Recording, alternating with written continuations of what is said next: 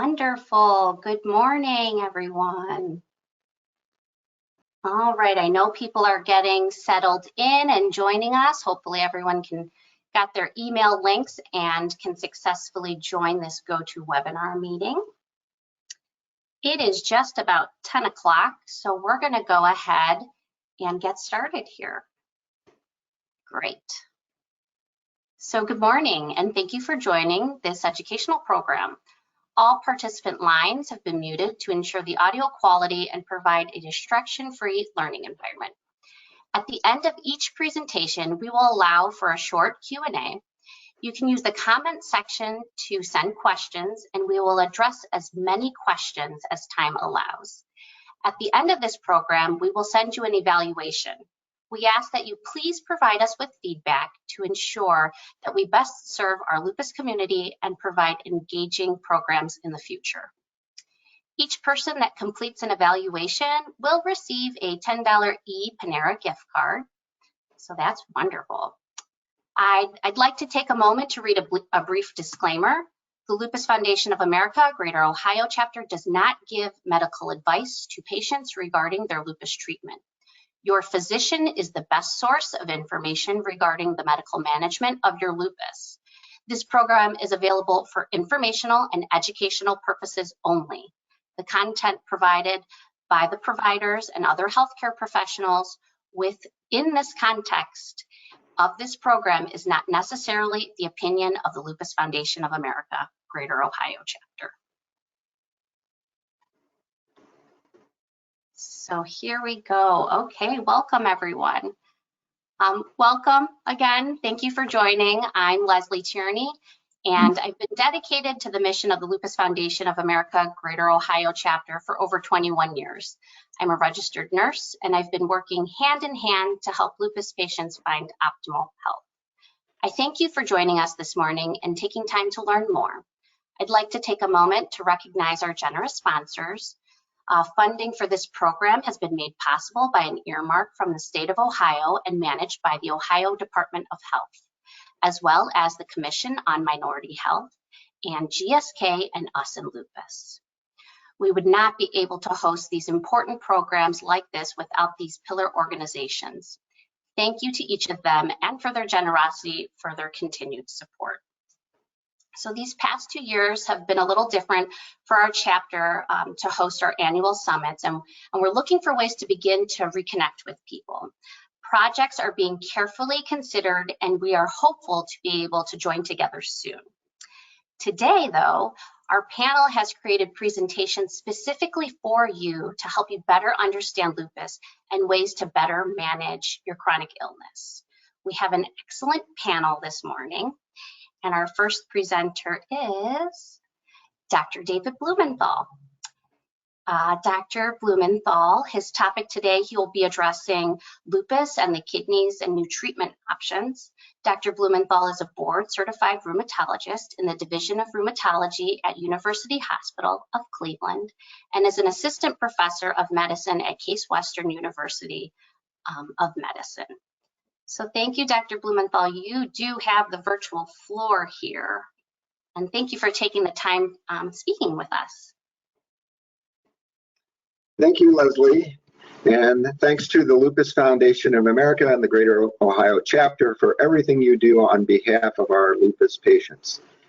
One of the things I would like to focus on today is advances in the treatment of systemic lupus, particularly advances in the treatment of lupus that has involved the kidneys.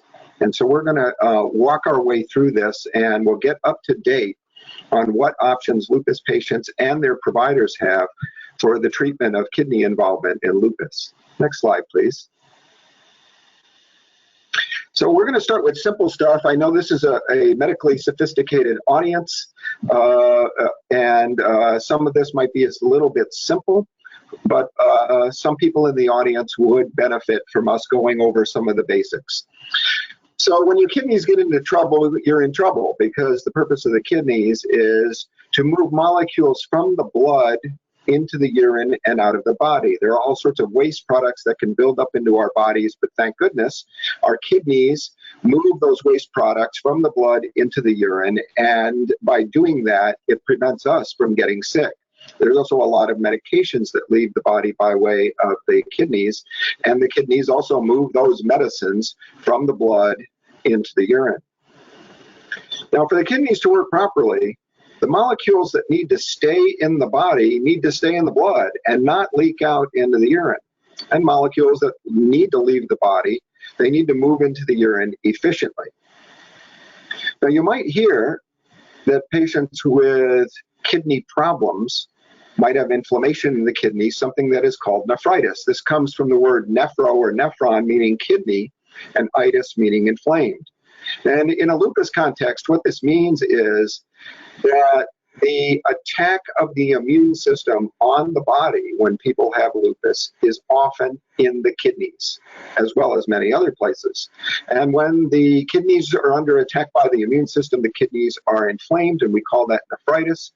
And the thing that is really troublesome is this thing called glomerulonephritis. The glomerulus is the part of the kidney that actually moves molecules from the blood into the urine.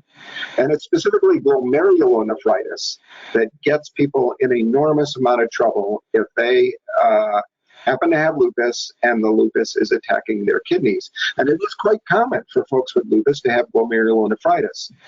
So lupus patients and their doctors need effective medicines to protect the kidneys from the inflammation that lupus can cause. Next slide, please.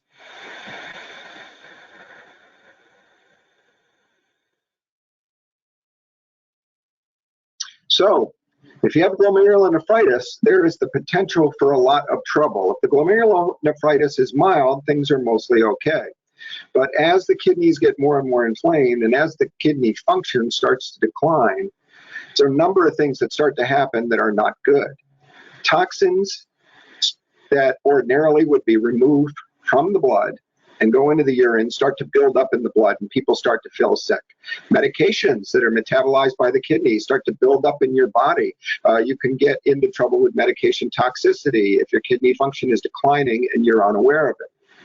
There's loss of important blood proteins into the urine. The main blood protein that we lose into the urine is called albumin. It's the same stuff that's in egg whites, actually. And when you lose albumin, you have a strong tendency to start swelling up. So people who have a lot of what we call edema fluid, or swelling down in the legs, the ankles, the feet, especially if they've been on their feet a lot all day, sometimes that's a sign that albumin is leaking from the blood into the urine, and it's a sign that the kidneys are in trouble. The blood pressure can go up, and when things get really bad and there's a lot of toxins building up in the blood, people feel nauseated. There could be vomiting and unable to hold down any food. They could be in a state of confusion and then lapse into a coma. And if there was no kidney dialysis, not having kidneys is something that will be fatal. Thank goodness, though, we have dialysis. It comes in two different types: hemodialysis, where you're attached to a machine and your blood leaves your body and gets cleaned by the machine, and peritoneal dialysis, where you put fluid into your abdominal cavity and then all the toxins in your blood leave your body and go into that fluid, which is then drained out. Fortunately, kidney transplant is quite successful in folks with lupus. And this allows a person who is on dialysis for kidney failure to come off of dialysis. The transplanted kidney functions like a normal kidney, and then dialysis is no longer necessary. And it is safe and effective for people with lupus to get a kidney transplant. Well, this is a lot of pretty serious stuff. So your rheumatologist is going to be testing you, the lupus patient, for glomerulonephritis every time that you come. That's why it's typical among my patients that they march off to the lab after they're done seeing me, and there's going to be a variety of blood tests, some of which are looking directly at the kidneys and the kidney function, and there's also going to be urine tests, because I want to see how much albumin is leaking out. from the blood into the urine, a sign that there is trouble. And we want to catch the trouble early because it's easier to fix it if it's caught in an early stage.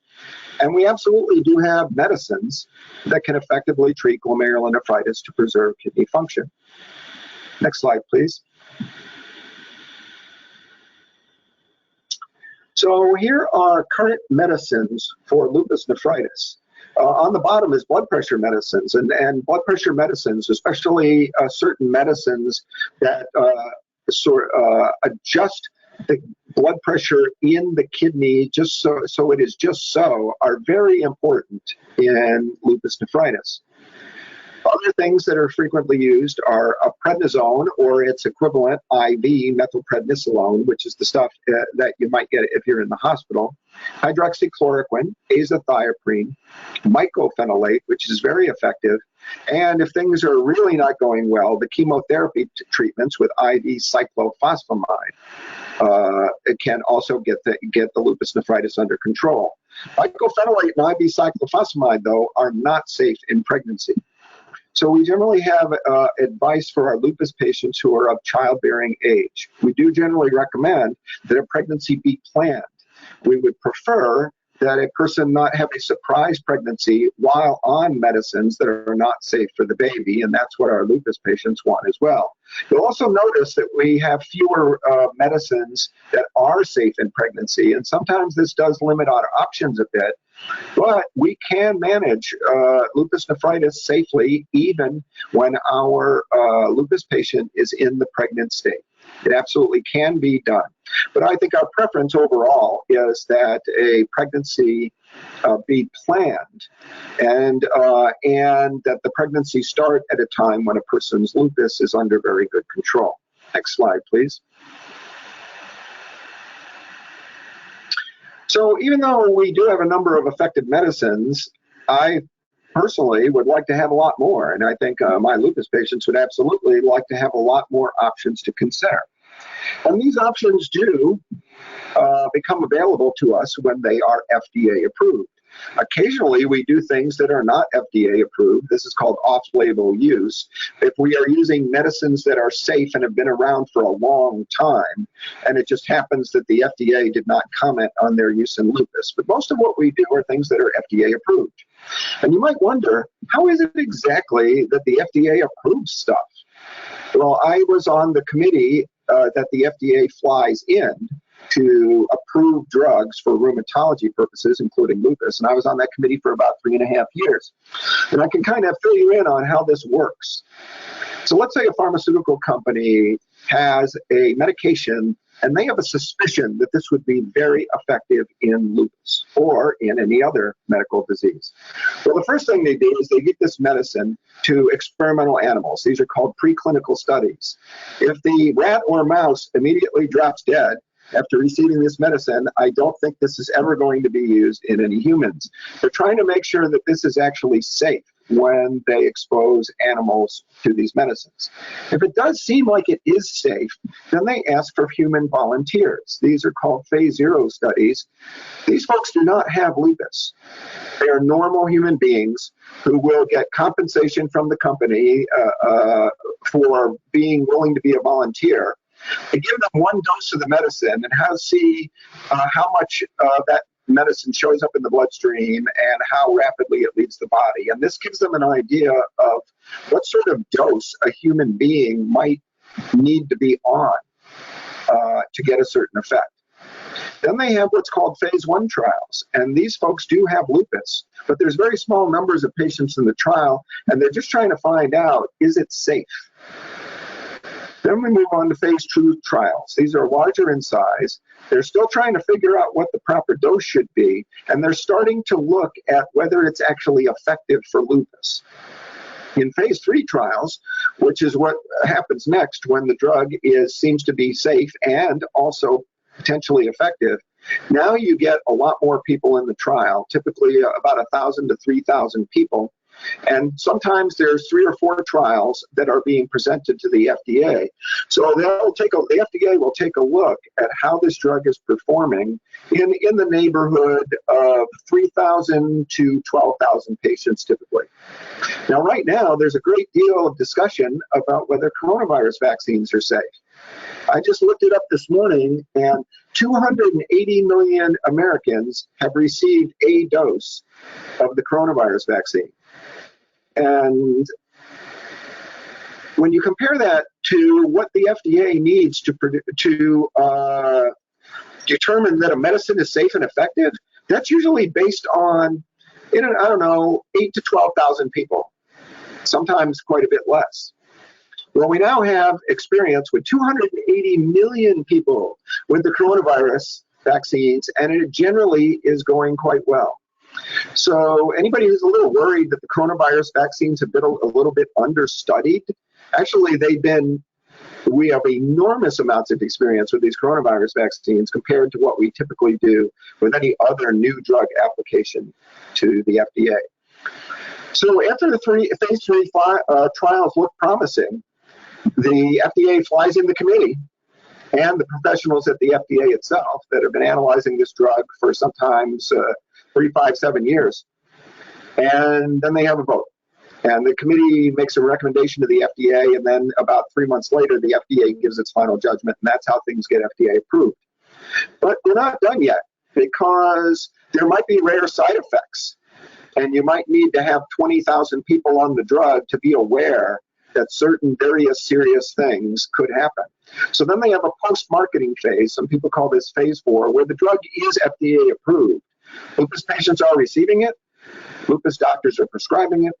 But they're still collecting data to make sure there's no surprises, to make sure there's no rare but serious side effects that the public would need to know about. And that's why you sometimes get information of certain drugs causing certain side effects after they've already been out for several years. Next slide, please. So, how easy is it to get medications approved by the FDA for lupus? Well, when Benlysta, belimumab, was approved for lupus about 10 years ago, that was the first FDA-approved medicine for lupus in 50 years. So the answer to the question, how easy is it to get FDA approval for lupus medicines? It's not easy, and this is extremely frustrating to lupus patients and to lupus providers. Now, Benlysta has been out, belimumab has been out for about 10 years. And something relatively recent, you can see this New England Journal article is from last year, 2020. They started using belimumab in folks with lupus nephritis to see if it was beneficial. And previously, they had not really taken a very close look specifically about kidney inflammation from lupus with this medication. Next slide, please.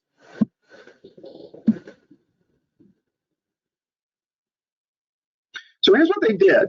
Patients with kidney inflammation with lupus received standard care, which was IV cyclophosphamide followed by oral azathioprine or oral mycophenolate. And they also received an IV. Half the people got belimumab in their IV. The other half got a placebo in their IV, and they were not allowed to know who got what. The doctors running the study were also not allowed to know. They call that a blinded study. And it turns out that the patients who got belimumab did do better than the people who got placebo infusions, and their lupus nephritis improved more than what they would have been if they had just gotten standard therapy by itself. There were no differences between ethnic groups because a lot of the enrolled patients were from Europe and from China. Only about 13% of the patients in the study were of African ancestry. And this is an issue in the United States. In a typical lupus study in the United States, about 25% of the lupus patients are African American. And that reflects the desire by American doctors and patients that our medicines for lupus be effective in our African American patients. And when studies are done in other countries, sometimes you get less information about that. But the positive results in this study did lead to belimumab being FDA approved for lupus nephritis in December of 2020. So lupus patients and their providers can consider this option for lupus nephritis, and it is available right now. Data is being collected to determine if belimumab is safe in pregnancy. Actually, it looks pretty good so far, and it is possible that a pregnant patient with lupus nephritis could potentially be on this medicine in addition to their standard therapy. Next slide, please. Now, here's a study, another study that's underway. It also involves belimumab, and they're combining it with an IV called rituximab. But this study is not going to be completed until July of 2021, about 6 weeks from now. And we'll probably be getting the results sometime between July and the end of the year when these are published. If it looks promising, these folks will, the folks who make belimumab will probably be discussing FDA approval with the FDA. Next slide, please. Now, here's another promising treatment for lupus nephritis, voclosporin, which is marketed as Kinase. It's similar to a medicine that we've had in the world of lupus and organ transplantation for many years called cyclosporin. And the way you take it, it's a pill, 3 capsules twice daily. And in the study we're about to review, they added this to the standard care of lupus nephritis compared to adding placebo. Next slide, please. And here's the study, which was published in a kidney journal, because the kidney doctors, kidney specialists, are going to be very interested in this. Next slide, please. And here's what they found. There were absolutely better results for kidney function and less protein leak into the urine if you added voclosporin to standard care with mycophenolate and prednisone. It allowed the prednisone dose to be reduced, and that's always a good thing. The results were about the same in all ethnic groups, so it doesn't seem to matter what your ethnic or background is. And sure enough, this led to FDA approval of voclosporin for lupus nephritis in January of this year. Now, this is something we should savor for just a moment. It took 50 years to get an additional medicine approved for lupus by the FDA. And now in 2 consecutive months, 2 treatments were approved by the FDA in December and January, and not so long ago. So this is for lupus providers and for lupus patients. This is just fabulous to see that the pharmaceutical industry is bringing out new drugs for lupus. They are going through the enormous expense and of doing these difficult lupus trials and presenting this data to the FDA, and the FDA has been receptive. When the medicines are safe and effective, they are moving forward promptly with approval so that lupus providers and the community of lupus patients have access to these medicines. I think the lupus providers and lupus patients should be very pleased that in just the last 6 months or so that we have 2 new options for lupus nephritis. So that's the end of my slides and my formal presentation. Leslie, will we be taking questions? Yes, we will. Let me just go ahead and get to your question slide. Sorry about that. Whoops. Sorry. I got out of whack. Well, thank you so much, Dr. Blumenthal. We do have some questions here. So we'll open up the lines. If you can use your comment section to submit questions, you can do so. But I do have a few questions here, Dr. Blumenthal, that came through, and it is exciting times for us right now. Patients have been waiting a long time. Lupus nephritis is a very serious disease process, and we need better medications. So we are excited that there are 2 medications now to treat. But here is a question. If a patient with SLE remains chronically episodic and has recurring urinary tract infections, should there be ongoing treatment to prevent kidney disease development? So you can take a stab at that. They're having recurrent UTI infections. Well, this raises a couple of different questions. Some people, they are quite prone to infection. Sometimes it's bladder infections, sometimes it's pneumonia, sometimes it's skin infections. And this is a tricky business because the medicines that are used to treat lupus do make the immune system weak. And if you're prone to infection, you might be struggling to fight off those infections. You might be on antibiotics a lot, you might occasionally be in the hospital. So this is tricky. So sometimes when lupus patients discuss this with their provider, they might lean toward a medicine that's less likely to lead to infections. Belimumab, for example, is a very safe medicine in lupus. It can be used as an IV medication, and it can be used by shots at home, where the medicine's in your refrigerator and you give yourself your own injection. And there are really not a lot of infections with this particular medicine. So a person who's having a lot of difficulty with infections, I would take a look at the medicines they're on, and if some of them are possibly a little bit too strong or making the immune system too weak, we might think of changing their medicines around and going with medicines where infection is a little bit less likely. Kidney infections themselves can get up into the kidneys and damage the kidney. And I think that's one of the things that's implied in this question is, if I have a lot of bladder infections, is anybody worried that the combination of lupus and bladder infections is going to damage my kidney? Occasionally that is a real concern, especially if the infection gets up into the kidney itself. And what we would want to do is work on both fronts then. We'd want to keep the lupus under good control, and we'd want to keep the infections under good control at the same time. Very good. You had mentioned in your presentation that albumin is the same protein that's in egg whites. And so, when you beat up those egg whites, it kind of gets frothy. And someone's asking here, what are some symptoms of kidney failure to look out for? That bubbles in the urine and things of that nature is kind of what I was thinking when you had mentioned the albumin. But, more specifically, they're asking symptoms of kidney failure to look out for.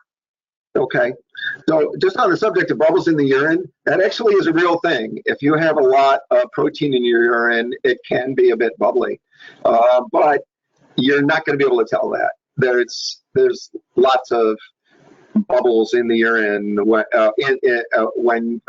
in people who do not have any protein problems in the urine, so you can't really use it reliably. So the truth is we are obsessive about catching the early signs of kidney involvement by lupus. And during a time like that, you're not going to notice anything. I would say the most frequent thing is swelling in the lower legs, ankles, and feet. When my lupus patients call me up and say, hey, I really been swelling a lot lately, more than I ever have before, what's going on here? I say, hey, do you think you can go over to the lab so we can get the kidney blood tests and we can check your blood albumin and we can check your urine to see if you're losing a lot of albumin in the urine? And we definitely would have some concerns about increased swelling. Now, in some people, increased swelling is caused by bad veins. And it's not caused by their lupus, and it's not caused by albumin in the urine. So not everybody who swells is having a lupus flare or declining kidney function. But swelling is one of the things you might notice that might need to be checked out. A lot of the other stuff, if people are really nauseated and throwing up and not able to keep anything down, that means they probably need to be on dialysis. And thank goodness we watch this so carefully that it hardly ever happens that a person is at home and is completely unaware that their kidney function has gotten so bad, because usually we're watching this very, very closely. I'd say the people who that happens to is for whatever reason. Maybe they lost their insurance. Maybe it's just very difficult for them to keep up with their doctor's appointments. It's possible that they haven't been to the doctor in a long time. And sometimes they're in the emergency room and they've been thrown up all day and we're shocked how bad their kidneys are. And often it's because they just couldn't get to the doctor. It wasn't realistic. So I would recommend that everybody who can get to the doctor, make sure that you keep your appointments and that everybody's keeping an eye on your kidneys. So it sounds like the best thing is have a good relationship with the primary care physician so that they can be monitoring these things, and also working with your rheumatologist to make sure you're getting checked out, because it's more than just what you can physically see. You have to look at your lab works, and you need the docs. 100% true. Yeah. So a question we have here, and I think we have time for, if you do not have lupus nephritis, for the first 5 or 10 years of lupus, what are the chances you will develop it? Can't give you an exact likelihood, but in general, people start to segregate into mild lupus, medium lupus, or severe lupus. Severe lupus, some of those folks are in the hospital, say 3 times during their first year with lupus, and we can see that the lupus is really acting up, and they're going to need to be on strong medicine to get this under control. People that have been on mild medicine for 5 to 10 years and their kidneys seem to be fine, they have a high chance actually that they are going to stay that way. You're sort of getting the idea that the cards they got dealt is mild lupus. And we don't let our guard down, and we still want to see people, say, every 6 months, at the very longest once a year, just to make sure that there's been no surprises. But it is common for people with mild lupus to stay mild for many, many years. And I'd say a person who has that experience for 5 to 10 years, you have a good chance that it's going to stay that way. So I guess this question kind of leads into that. Are there any types of preventative care, like lifestyle changes or medications, that can implement to try and protect myself from nephritis? So lifestyle changes? I would say not tons of lifestyle changes. It's really it's a function of the cards you got dealt. People who picked up their cards and said, oh, look at this, I am destined to have mild lupus, they got lucky. They're going to have less trouble with lupus nephritis. People who picked up their hand and took a look at those cards and said, uh-oh, I got dealt the cards for severe lupus with severe lupus nephritis. Now you got a challenge on your hands for you and your rheumatologist to solve together. And there isn't tons of stuff that I would call sort of healthy living or lifestyle changes. I would say that people have been dealt the cards for medium bad lupus or bad lupus. The most important thing you can do is try your very best to make it to every appointment and to keep your doctor informed if you're not feeling well. Very good. And then I think I have one last question. I think it's a bit of clarification from someone here in the webinar. When and where do you feel these 2 new meds will fit into therapy plan? I think in reference to Benlysta and voclosporin. So I would say Benlysta is going to be a very popular option. And I'm using it right now in patients with lupus nephritis. And the data really is quite solid. And in Benlysta's favor is how few side effects it has. It really has been a very safe medicine for 10 years. Voclosporin is a trickier issue. Everybody who's considering this should discuss it with your rheumatologist. It's absolutely going to be a good choice for certain people, but it is a cousin of cyclosporin, and cyclosporin has always been a tricky medicine to use. And there are a number of potential side effects of voclosporin that will need to be watched. That doesn't make it a bad option in any sense, and it's going to be the right option for quite a few people. But the belimumab option is, when you're thinking about risk versus benefits, it's such a well-tolerated medicine that I suspect that rheumatologists are frequently going to recommend it, and that lupus patients, when they hear the pros and cons, are frequently going to feel that it seems like the right call for them. So, okay, well, thank you for addressing these questions, and hopefully if we have time at the end of the program, we'll circle back, Dr. Blumenthal. Thank you so much for your presentation. It's very interesting. Thank you. Thank you. So let's keep moving forward here. And our next presenter is Dr. Warren. Dr. Van Warren, and he will be updating us with lupus and COVID-19. Dr. Warren is a board-certified rheumatologist in the Division of Rheumatology at University Hospital of Cleveland and is also an assistant professor of medicine at Case Western University School of Medicine. And so thank you, Dr. Warren, for joining us this morning. And you have the virtual floor, so to speak, but I'll still help navigate through the presentation. So thank you very much for having me to speak today. And thank you for all the work that you have done. And then I wanted to talk to you today about, have next slide, please. The next slide. And one more. Next slide. We want to talk to you today about some of the risk of transmission of the COVID virus, and we've all been experiencing different things or heard about different people who've had actually got the virus and what the side effects have been from that virus infection.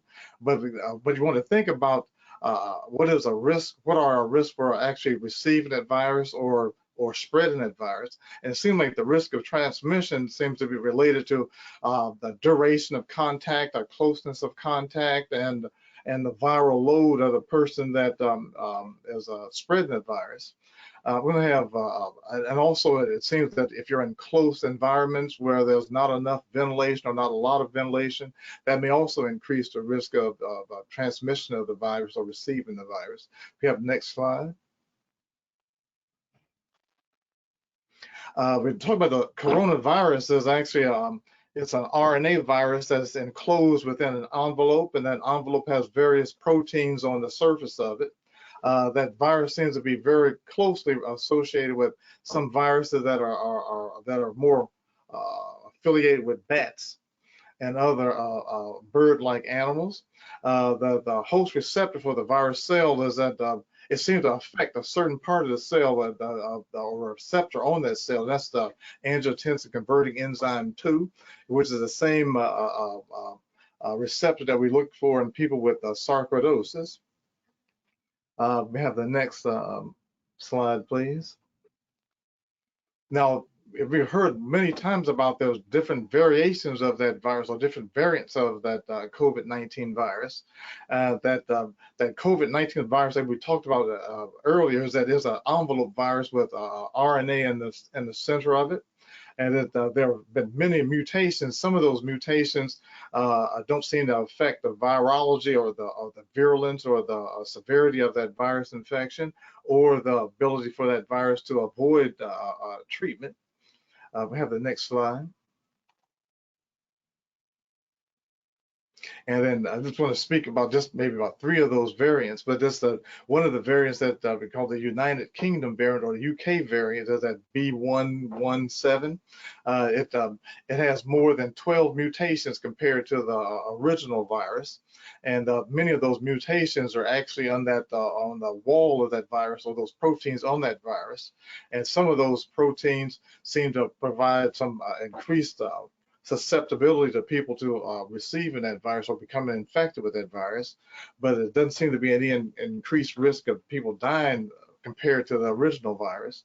The next one is that South African variant, that B1351 variant. This has several mutations that are very similar to the UK virus, but it has one spike that's in the E484K range that may be a less that may make that virus a little bit less susceptible to the treatments for that virus. This is because that when you get that virus infection, your body starts to make antibodies against it. This that particular protein may make those antibodies less effective against fighting it. We have the next slide, please. And we hear recently about what India and Brazil being bombarded with this virus now, and the P1 lineage, which is the one that we've seen seems to be in Brazil, has about 3 mutations that involve the spike protein itself, the one that actually binds to that angiotensin converting enzyme 2 receptor, and that it may make this virus, we don't really know yet, but it may make this virus a little bit more difficult to treat. in the B1-427 and B1-429 lineages. There's one we've seen that is more close to home, actually in California.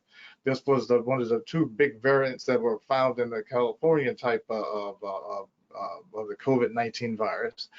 This one seems that when they went to test these people, it seemed that they had higher RNA loads when they were being tested. So it seems like this virus tends to spread more easily and has a larger amount of concentrations in patients that who are exposed to it. Can we have the next slide, please? There's at the time this slide was made, there was about 125 million confirmed cases of COVID-19 virus infections that have been reported. And that's not just here, that's worldwide. But now we see that that number, I'm sure, has been dwarfed by the incidence that's been in Brazil and India now. It's probably, I'm not sure what the number is now, it's been skyrocketing, I'm sure. We think that the number of cases have been even underreported even now because some people haven't been tested. Sometimes the tests are not reliable, and some people that are reinfected. And so I think that this is a pandemic as dwarfed what the influenza virus has been doing. And so we have the next slide, please. Now, there's sources of transmission. One of the big, I'll say probably the major transmission is person-to-person transmission through a respiratory, because this is a respiratory virus. So people that are walking down the street and standing next to you or behind you, coughing and sneezing, and without any regard to who they might be affecting, this is an easy way of spreading it. It's also can be spread within close associates like family members, office workers, or people in, could have the next slide, that people that are in hospital environments that are not wearing their protective, personal protective gear, they're exposed to it or expose themselves to it more, because we don't know, like I said before, we don't know everybody who has that virus, and people who have the virus may not even know they have it too, either in the beginning. But that seems like the peak of spread, it seems to be within 2 days of the person who has the virus becoming symptomatic, and it may go for 1 or 2 days after that. But there have actually been reports that some people have active virus that may be present even for several months after the infection. And there may be these patients were either not completely controlled, or that or they may have been reinfected on multiple occasions. We have the next slide, please.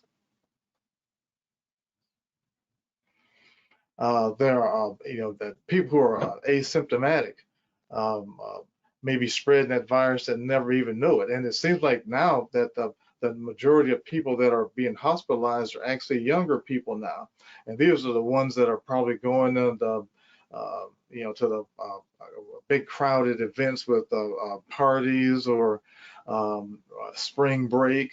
Yeah, I remember spring break, many years ago. People are almost elbow to elbow and shoulder to shoulder in those events, so that and so that they may be able to spread those viruses between each other. And then most people, when they go on spring break, they don't stay there. They come back home or go back to school, and they may be carrying things with them more than they thought they had that took with them. So there's environmental contamination with that virus that if it gets on the cloth surfaces may survive for maybe 2 or 3 or maybe up to 4 hours, depending on the type of surface. Harder surfaces that they may be easier to clean, they may not survive quite as long. But I think that person-to-person or aerosol type spread is the biggest spread. people who touch unclean surfaces and then touch the mucosal surfaces like their eyes or nose or mouth, or if they have significant cuts, they can introduce that virus, from contact from one surface to another. We can have the next slide. Now, I don't know how many people like pets. I know I have pets. I've had 4 iguanas and 2 cats and 4 dogs. And this is that, and if you're good to them, they tend to like you. And this is that. But now it turns out that it seems like these dogs may get the virus, but they tend to be asymptomatic, but they can spread it from themselves to you, and you can spread it from yourself to them. It seems like that cats seem to be more susceptible to that virus and become symptomatic. But I don't know if anybody likes ferrets, but ferrets seem to be highly susceptible to the virus. They've done experiments trying to see what they can, if they can transmit this virus to these different animals. If I'm not mistaken, I've heard that in the zoo that some of the big cats actually have developed COVID virus infections. And so that, but anyway, this may also be a source of transmitting or a vector for transmitting that virus to other people as well. This is that, so you can be really close to your pets, but be safe with them.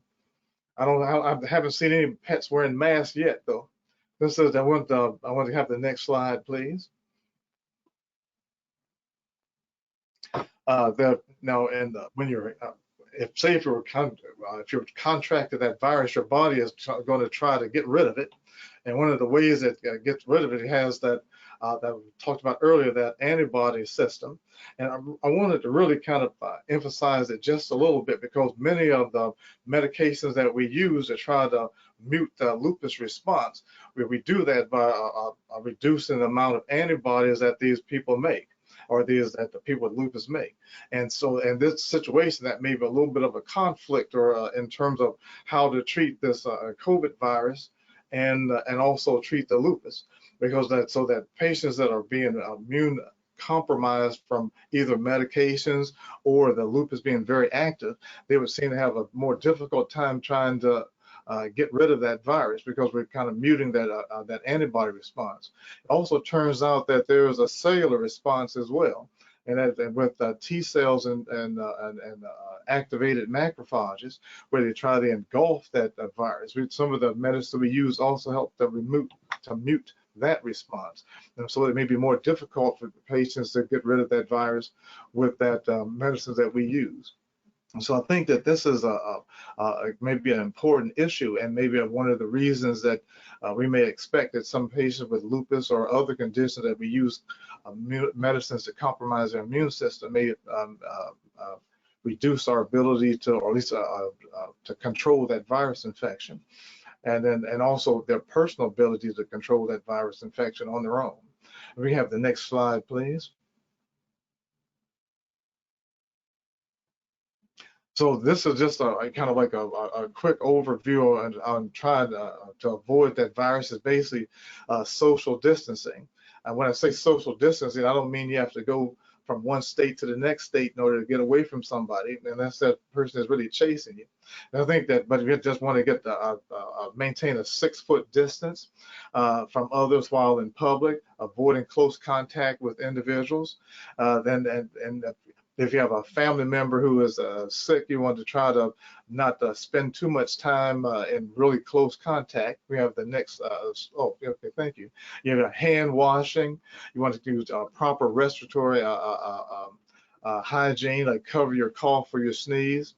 Avoid touching the surfaces of your face, such as your eyes, nose, mouth. And then, or if you have cuts, you want to cover them up. You want to clean frequently touch surfaces, countertops, door handles, things like that, windows, window frames. You want to have efficient air cleaning type of devices, like HEPA devices. You want to wear your mask when you're in public spaces. And this is also going to be interesting, especially next month when it sounds like the state is going to be opening up to how many people are going to still be wearing their mask, whether they've been vaccinated or unvaccinated. I'm not sure what the outcome is going to be for that. We have the next slide, please. This has been a source of controversy for many people, and that I was listening to a program several months ago where it talked about when they had the Spanish flu, the same controversy were going on then too. You know, that the government can't tell me what to do. And this is that things like that. So this is that, and I think that controversy is still going on now. Just that, but I wanted to go to the next slide before, and I'll come back to this in a second. So now we're talking about this COVID vaccine and the levels of COVID virus, and basically we're looking at that when many people that have that COVID and have recovered or been exposed to COVID and gone through it, we think that we divide it up into basically like 4 stages. One is that can be up to 4 weeks, and we think that's the acute phase. And then the ongoing symptoms are generally between 4 and 12 weeks, and then post-COVID or almost recovered is generally more than 12 weeks. But those that we say have been recovered from that disease where they can't really find active virus, but they still may have some residual symptoms. And that's even before we get to what we call that long COVID. They tend to have a lot of fatigue symptoms. They still may have some residual shortness of breath. Some patients are having chest pain. We have recurrent coughing. But the big thing, I think, is that in some of these patients who have been infected very heavily or that responded very heavily to that infection may have psychological type of symptoms. And of course, that PTSD may have cognitive changes that are forgetful or have problems with concentration. They may have some symptoms that resemble Sjogren's syndrome, like dry eyes, dry mouth, dry skin. Many patients are having headaches still, even after they've recovered. The taste and sense of smell may be altered. And some patients may have hair loss. And I don't think I've had the virus, but if I have had the virus, I had it for a long time. I lost hair for several years now. But I think that, and then some of the patients are having gastrointestinal symptoms that include diarrhea. I want to have the next slide, please. This is how long does it take to recover from that virus may vary between patients, and it seems that those that have really heavy viral loads may take longer time. Those that require hospitalization, especially if they're in the intensive care unit, may take longer time in terms of recovery. And then so we saw that those that are mild cases that didn't even require hospitalization, that were treated as outpatient, those that are 18 to 34 years of age, even some of them still had symptoms so like 26% still had symptoms that were ongoing several months even after. And those 50 years of age and older, about 47% still had some symptoms. But I want to have the next slide. And then we just reiterate a few things like the fatigue and weakness. Sometimes it may last 3 months. And that's especially those that are in the intensive care unit. Shortness of breath may last up to 3 months, and many people coughing may last for 3 weeks. But I have some patients that they still have residual cough. The sense of taste or smell may last for 1 to 2 months, but it seems that for some reason men tend to recover their sense of smell faster than ladies. The cognitive symptoms and concentration and memory things may last for 1.5 months, but it may last for a long time. And some people are thinking it may last up to a year in some patients, that depending on the severity of the symptom. We have the next slide, please. This is what's the number of people who get readmitted to the hospital, and those that are between 9 to 20% have a readmission within the first 60 days. That's that the COVID-19 virus infection or reinfection was about 30%. Some patients got readmitted with severe symptoms of septicemia, and it doesn't necessarily mean that they had recurrence of the virus. They may have had a secondary bacterial infection, such as the pneumonias, and some patients that even had heart failure. And we're going to have the next slide, please. And so we look at those that had a risk. And when you look at the people that got readmitted, what was the greatest risk for that happening? That was mainly men,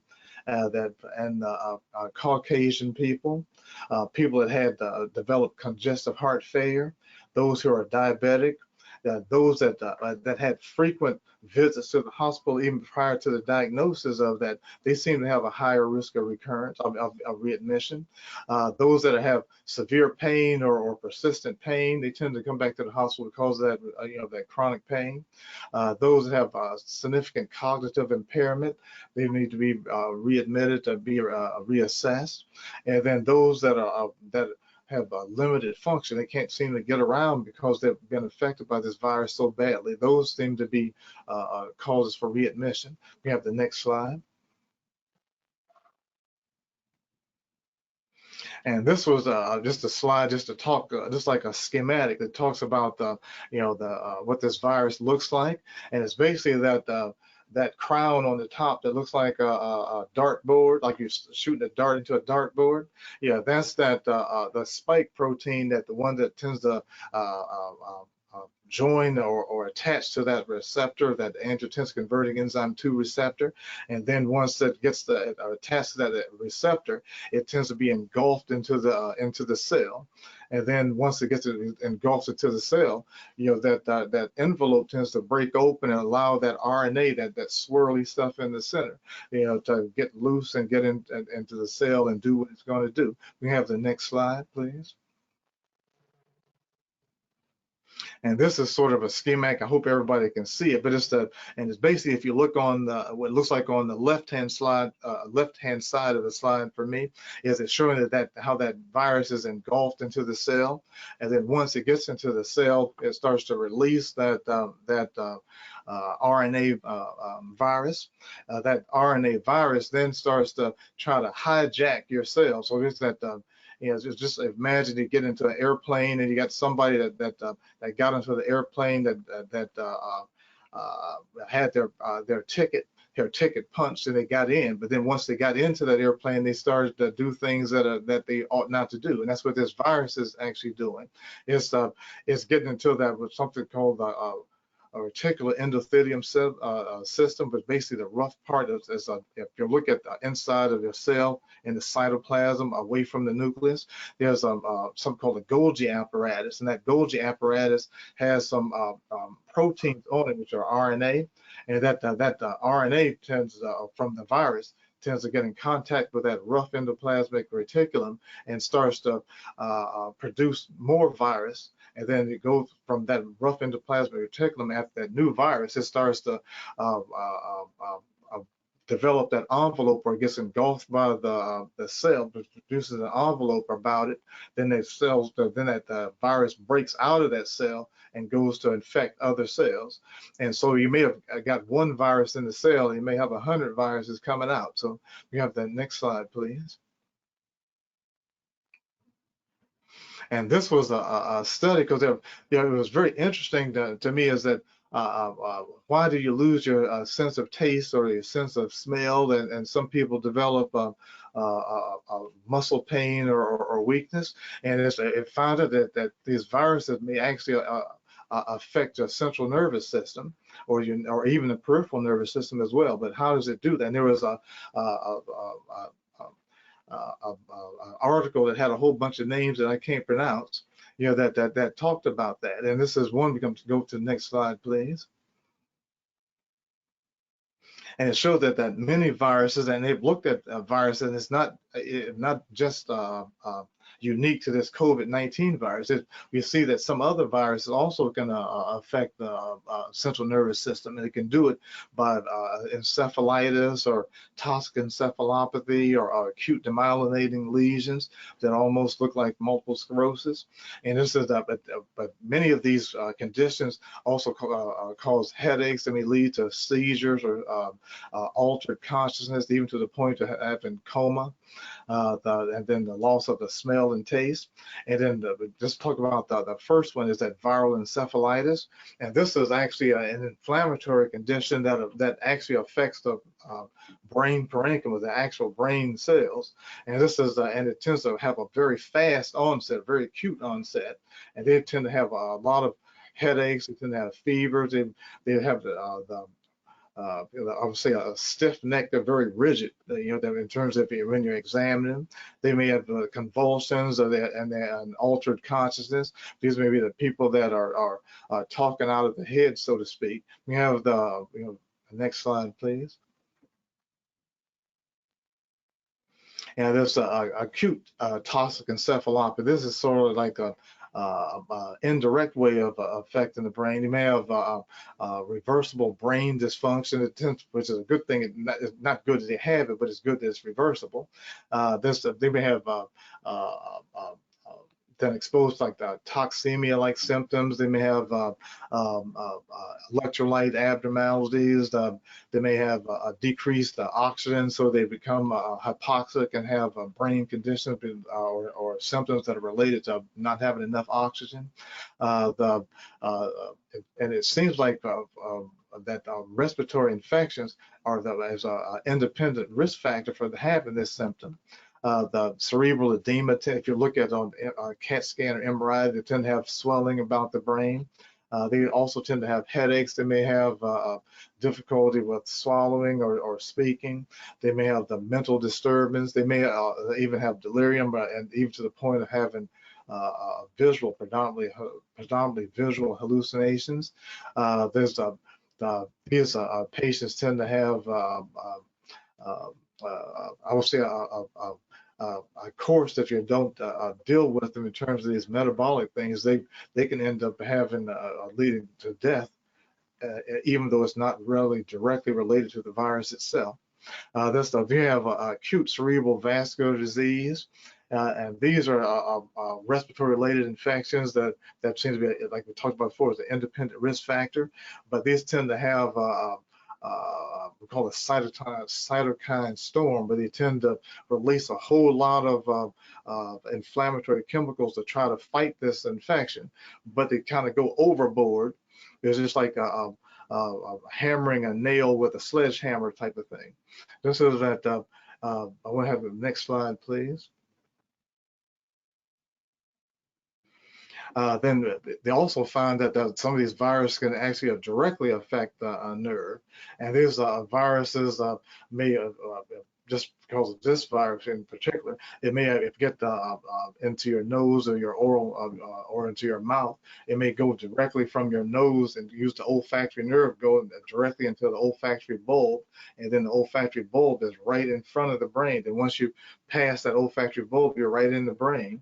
And it said that this can occur within a relatively short amount of time. And it said that, matter of fact, that in one of the studies, it showed it can take as short a time as just 7 days. So by the time the person has the infection, and then by the time they know that they have or develop symptoms of that infection, that can already be between 2 and 3 days right there. So that means there's only 4 more days left that this may develop into a serious nervous system, a central nervous system infection. Can we have the next slide, please? Then to go back and just talk about that hypoxic injury. And this is a very interesting one because this virus is predominantly a respiratory virus. So what's this virus has a major effect on the lungs in terms of causing the lung to either fill up with, or most of it fill up with fluid in terms of the small air sacs called alveoli getting filled with fluid. Now they can't exchange oxygen very well between the oxygen that gets into the lung and then goes into the bloodstream, and then it also has a difficult time taking the toxic carbon monoxide and out of the blood and put it back into the air, and then and exhale it out. So now they have decreased amount of oxygen and increased amount of carbon dioxide. So this is that can lead to a lot of disorientation and also severe headaches, and if not controlled, can lead to coma and even to death. There's immune injury type of things. And this is there's many patients that are in the intensive care unit, or especially those that died from it, had multiple organ system involvement. And this is can be very catastrophic and very hard to treat in terms of the lungs become involved, your brain becomes involved, heart becomes involved, and then to a little bit later on, even the kidneys and liver become involved. It turns out this angiotensin converting enzyme 2 receptor is not just isolated to the lung or to the liver, like you might think about as a patient with when you think about people with sarcoidosis. But you see that people with sarcoid and those with this condition, it can also affect our brain. And it can also affect our heart in terms of the vascular supply to the heart, because those muscles inside your blood vessels allow your blood vessels to expand and constrict, have these same receptors. And if that virus gets involved with those receptors in that location, they may disturb how those cells work, and they can end up causing irregular heartbeats or decreased blood flow to the heart, even heart attacks. So this is a significant virus. And so that now if you go back and listen to some of the things we talked about with this virus, you see that some of these side effects, or many of these side effects, are also similar conditions that we see in patients with lupus. So it may be hard to sometimes differentiate how much of this is the virus and how much is it related to the virus reactivating or activating the lupus. We have the next slide. And this is just a slide that really tries to illustrate that direct effect of that virus affecting the nervous system. But I wanted to point out, if you look that on that slide, it says the vagus nerve, and that vagus nerve is one of the nerves that helps to regulate how fast your heart beats. So it basically tends to slow your heart rate down if it starts to go too fast. But if you look at that nerve is also directly originating from the brain. And so you can see that there's a potential for that virus to travel right up into the brain and right down that nerve, and that can cause cardiac arrhythmias and things like that as well. It also turns out that you have the phrenic nerve that actually controls the diaphragm, which is also one of the nerves that come directly from the brain. So that you can have a brain event, but it can also affect other organs indirectly. You have the next slide, please.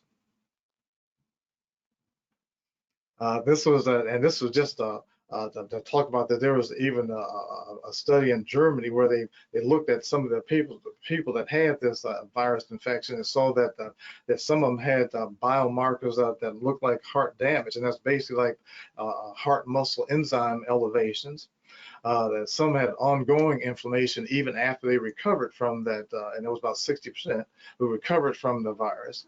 And there was an increased risk of blood clots that we've heard from about the different vaccines that may potentially cause this blood clots.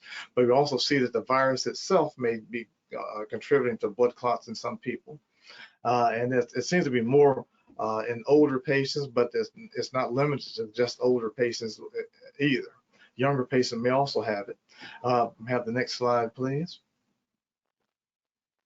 Now, this is one to go back and talk about those viruses that with that gavel and that syringe, is that there's viruses that there are these vaccines, or basically 3 different types of vaccines that have come out. That one is that mRNA vaccine, and that basically it's taken. You think about taking a part of that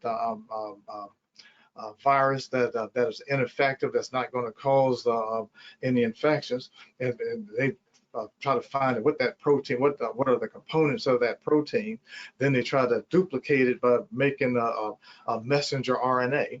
Now that messenger RNA gets into once you get the injection, it gets into the bloodstream and then into the cell by these same receptors that we're talking about with that angiotensin converting enzyme 2 receptor. Then it gets into the cell, but then it goes through that same process that the virus does, going through that Golgi apparatus, making new particles. Except that this new particle that you're making is an ineffective process. It doesn't tend to cause an infection, and it gets put back through the same process, goes back up to the cell surface, and it sits on the cell surface. And then your body, as these cells are immune system cells are going past, it recognizes that this protein ought not to be there, so it starts to make antibodies against that protein. And then, but it turns out this protein is not one that's going to contribute to the infection. So that this is a way of trying to get your body to become resistant or develop some resistance to the virus indirectly. Next slide, please. These are protein subunit vaccines. Now, this one, they actually take the virus, but they take a protein to either neutralize that protein so that, or denature that protein so that it doesn't really cause much in the way of reproducing that infection. Then you're introduce that to the person by injection. Now this is in your circulation. Then your body sees that stuff in your circulation and so as to fight against it or develop antibodies to fight against it. And then the next slide, please. These are vector vaccines, and this is one where they actually take a different virus that is similar to the virus that you wanted to fight against, and then take components of that virus, because you don't want to give people two viruses that have two infections to have to deal with. So you got so they take the part of that virus to neutralize it, and then they make the vaccine out of that, and then give you that vaccine. So now that your body will react to this vaccine, but it has cross reactivity to the disease or the virus that you actually want to treat. And this is an interesting technology too. So this is that. We can go to the next slide, please. And then this is a slide that kind of talks about remdesivir. And because there was some controversies about this particular drug, is that one study that the people that got remdesivir, they seemed to stay in the hospital 1 day shorter than the people who didn't get it. And this is then to other studies show that, especially if you use in combination with another particular drug, it may shorten the hospital stay, or at least intensive care unit stay, by up to 6 days. And I think that 6 days without that virus is good for me, I'm telling you. So this is that. But now this on the left-hand side of the slide, it talks about how we talked about how this virus gets into the cell and starts to replicate using that Golgi apparatus. But actually what this remdesivir does, because it has a triphosphate chain on it, that phosphate chain attaches to that virus as it's being made, and it kind of stops the virus replication right at that site. So the virus can't continue to make the virus to the length that it wants to make itself. And so that it kind of cuts the production of that virus off. And so that so now you got basically a defective virus trying to do what it wants to do. The next slide, please. And this is a slide that goes that it's JAK inhibitors. Baricitinib is also being used to help to fight this COVID virus pandemic, and it is basically kind of like another or indirect way of trying to treat it. And it seems that in using this particular drug in combination with that remdesivir seem to provide even more benefit. But this is particularly, I think, at least to me, it's kind of interesting, because this drug tends to block something called JAK1 and JAK2, or JAK kinase 1, JAK kinase 2, and that's JAK kinases, the 1 and JAK kinase 2 tends to block certain the production of certain inflammatory chemicals that your body makes to help to fight off foreign materials and help to fight off viruses or other things that are not wanted to, or tumor cells that are not wanted to be there.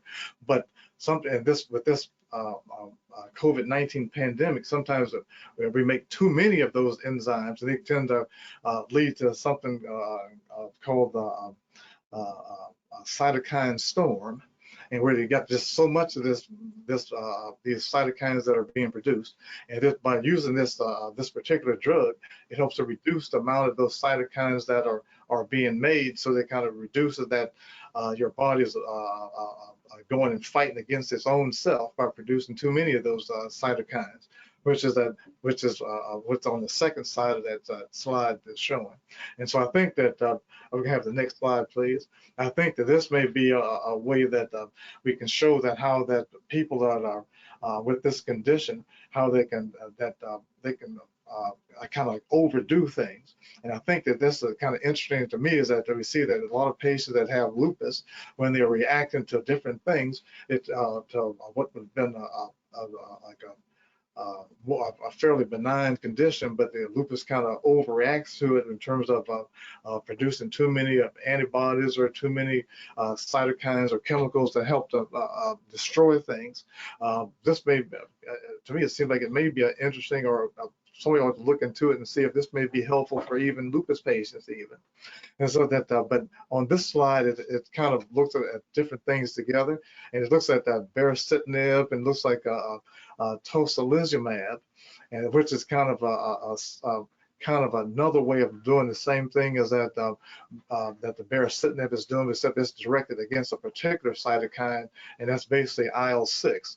And it looks like the interleukin-6, which is IL-6, seems to be a prominent cytokine in this cytokine storm. So it seems like this may be another way of trying to really shut this overactivity down. We have the next slide, please. And then this is just basically a slide that gives you a little bit of a clue as how the immune system responds, or when the immune system responds to that virus infection. And it's basically looking at where the virus is, and that I'm a little bit colorblind, but I think that's purple. This says that you'll see that the virus onset of the virus from the time 0 to about maybe 10 days or so is generally about the activity of the virus. And then you see that the natural killer cells kind of come in right away to try to get rid of that foreign material. Then you start to develop cytotoxic T cells that come in the way that are also trying to help to fight off this infection. Then they also tend to activate the B cells, and the B cells tend to make the antibodies, and it generally takes about I'd say probably about 10 to 14 days or 2 weeks for the IgG subtype of the antibody, which is a more long-lasting antibody that help you protect you from even future infections. This is, I think, is one of the reasons why that some people that when we on medications such as some immune suppressing medications, sometimes we like to stop that medication for between 1 week to 2 weeks to allow your body as a system to make these antibodies so they can be able to fight this virus infection, and then we reintroduce the immune suppressant once that infection is controlled. We have the next slide, please. And this is what we want to do with COVID-19. We want to step on it and get rid of it. Thank you very much. Thank you, Dr. Warren. Our lupus community is highly educated because you take time to educate the patients out there, and we're so appreciative of that. And so at this time, you guys can go ahead and put questions in for Dr. Warren. That was a great presentation. The illustrations were wonderful, and really breaking it down. We've really been seeing the lupus community, we're confused, we're upset, and there's a little bit of mental health issues going on, right? We're scared, we're not sure what to do, and by having you come and talk to us definitely helps. But a question that I have here from one of our followers is, I suffer from depression, anxiety, PTSD. I'm diabetic, and you said that those are indications of COVID-19. If that is the case, how do I know I'm sick? Can you clarify? Well, I wanted to clarify a little bit is that I didn't mean to say that diabetes is a symptom of the COVID virus, but people that have the COVID virus tend to be more susceptible in terms of having a high risk for bad symptoms from that virus. Now that if you had PTSD or depression prior to that virus, it may get worse with it, because it seems like that many people that have recovered or either going through it, and those that even recovered have those kind of symptoms as well. And that and for some strange reason that some patients that have had a heart disease from or heart attacks that didn't have the virus at all, those are some similar symptoms that they experience as well. So this sort of that, how do we know that you're sick and that the symptoms are related to that COVID vaccine, or not the vaccine, but the virus? I think you have to be tested for the virus, I think, because sometimes it's very difficult. But I think that if you have a certain severity of symptoms and then those symptoms become worse, then I think it's an indication that to seek attention. But I think that the symptoms that I like to see if you're really sick is that if you start having fevers, because I think that fevers are kind of like as a symptom. I think that I wouldn't expect you to have just from PTSD by itself or have from depression by itself. I think this would be a good marker to look for that. Thank you. Yes, thank you for the clarification. You're getting lots of high praises here. Everyone's saying thank you. Your presentation was eye-opening and lots of great feedback. But another question here. If a patient with SLE is currently having extended treatments for severe infection and definitely at high risk for extreme COVID complications due to additional medical conditions, should they consider getting the vaccinated now, wait for the infection issues or ensuing surgeries to be resolved, or just don't do it? Now, I think that's a good question, though, because I had to run into that a few times, because but I look at it two sides to this issue, and that's one is that I think the vaccine may have some issues in terms of activating your immune system, but I think that COVID virus is going to do a lot more damage than that vaccine is going to do. So I'm leaning more to vaccine, giving the vaccine rather than expose you to a longer time span in order to get that the real virus.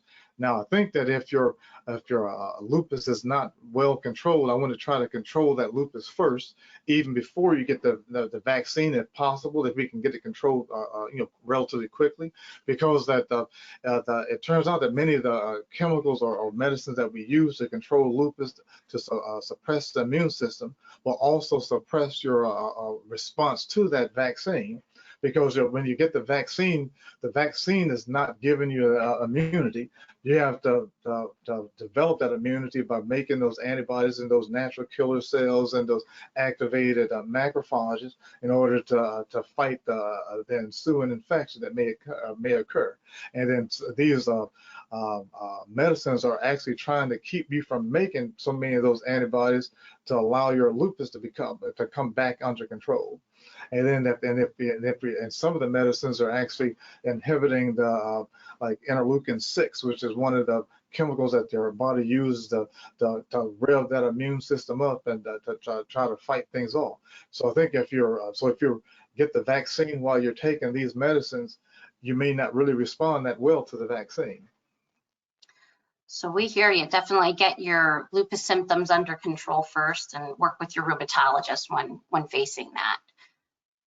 Okay, just maybe two more questions here. Okay. Have you had lupus patients who are on Plaquenil and get COVID-19? I think this is in reference to earlier on during the pandemic when, Plaquenil was really being touted as being, a medication that helps treat COVID, which, we've kind of debunked that. But have you seen your patients on Plaquenil getting COVID? Yeah, I didn't see them. Well, I didn't see them when they got it, but I saw but I've seen that I have patients who have are on Plaquenil do get COVID, get the COVID virus. But I wanted to just add one thing to that because I think that Plaquenil definitely is not a good drug for the COVID to treat the COVID, but it may help out in one issue, and that's because it seems that Plaquenil also blocks interleukin-6 to a lesser extent than some of the other medicines that we have out there. But it looks like that it may help out in terms of that cytokine storm, which in case they tend to develop all these rashes or all this severe or high loads of cytokines that tend to be released. So it may help that part of it, but it doesn't help the infection at all. But it does help lupus patients. Okay, so one last question and little statement here. I have had the vaccine. I'd like to know if I have enough antibodies. Who could offer this test? This is probably just about anybody, I guess, but it's probably allergy and immunology. Yeah, we basically do tests for like the antibody, but now I want to. We can see that the test basically tells us if you have the antibodies, but it doesn't tell us that you won't be able to get it can't say that you won't get the infection again. That's the way I wanted to put it. And it goes, but we want to see that if you have antibodies, you should be able to fight it more easily. And it's basically just the antibody test. Okay. I thank you, Dr. Warren, for taking the time and speaking with us. I think we had a lot of great questions, and your presentation was very good. Thank you so much for taking the time. And perhaps if we have additional questions, we can get to them at the end. Thank you, Dr. Warren. So we will keep trucking along here. Wonderful. Our next presenter is Margaret Lizotte. Margaret Lizotte is the Vice President of Clinical Production Development with Exact Care Pharmacy. She's an experienced clinical pharmacist with a demonstrated history of working in many areas of the healthcare industry. She has dedicated the last 8 years in building adherence solutions for patients managing complex disease states. She's a graduate of Massachusetts College of Pharmacy and Massachusetts Institute of Technology, Sloan School of Management. We welcome you, Margaret, and thank you so much for joining us. I'm very excited to have you today, so thank you for joining. Thank you, Leslie, and to the Foundation for having me on today. I am super excited to talk with this group about the importance of medication adherence. As Leslie mentioned, I have worked in this space for a long time as a pharmacist and have really developed a deep understanding of the challenges, not just with low complexity, but also patients who are managing multiple comorbidities. If you could move to the next slide, please.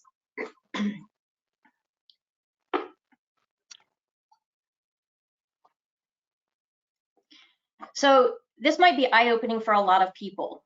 It's really hard for people to take their medications. 2/3 of Americans take at least one prescription medication, but 50% of them don't take it the right way. There are a lot of reasons why. This has been extensively studied throughout the healthcare industry, from providers all the way up to payers, to try and understand how to get people to take their medications. And most of it comes down to forgetfulness, not because people don't want to take their medication, but it may not be part of their daily routine if they're only on 1 or 2 things. And on the other side of that, people with very complex regimens spend most of their day taking medications. So remembering, like, did I take this one? Did I forget that one? They don't want to overdose, so they may skip that medication on that time.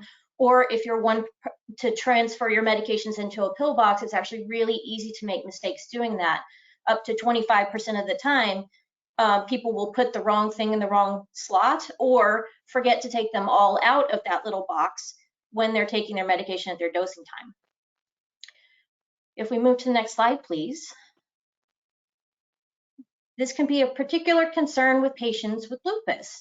Lupus affects your entire body, and in doing so can result in other diseases manifesting themselves, many of which can increase the likelihood of forgetfulness, like the brain fog, the depression, you have a lot of pain associated with the disease state, which can also impact your ability to remember to do things. And then all of those other disease states come along with the medication complexity that I was just speaking about. Diabetes, hypertension, those things can also affect your kidney function that Dr. Blumenthal was speaking about earlier. And so making sure that you remain adherent to all of these medications is key to making sure that you feel your best self and you prevent the progression of all of these different things within your body and hopefully keep you off of dialysis. We can move to the next slide, please. Now here's the fun part. There are lots of tools available to help you with your adherence, but there's no one right fit for everyone. So it's really important that you work with your prescribers and your pharmacists to find the right suite of interventions or things for you. One of the keys that people don't think about is making sure you only use one pharmacy. There are lots of reasons, cost implications, proximity to home, payer incentivization to use certain pharmacies that make it, kind of complex to figure out where you should fill, or, the convenience factor comes into play. But it's really important that you have all your prescriptions filled in one place, because if you have things that you're using coupons for or getting, $4 prescriptions at certain pharmacies out of convenience for cost implications, your home pharmacy may not know about all those things. They may not be able to see all of those claims to be able to manage the therapeutic duplications, high dosage, contraindications that can occur when you're taking lots of different things.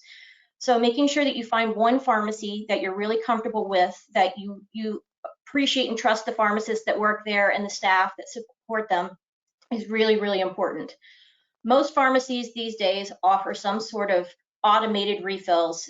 They tend to have like trendy names or things like that, depending on where you go. But generally speaking, they look at the day you last picked up your medication and then subtract 3 days, and that's when they fill it. That gives you a window of time that you can come in at your own convenience to pick them up if you feel at a community pharmacy. They also likely send you some reminders, either phone calls or texts or something like that, to remind you that your medication is filled and available to be picked up.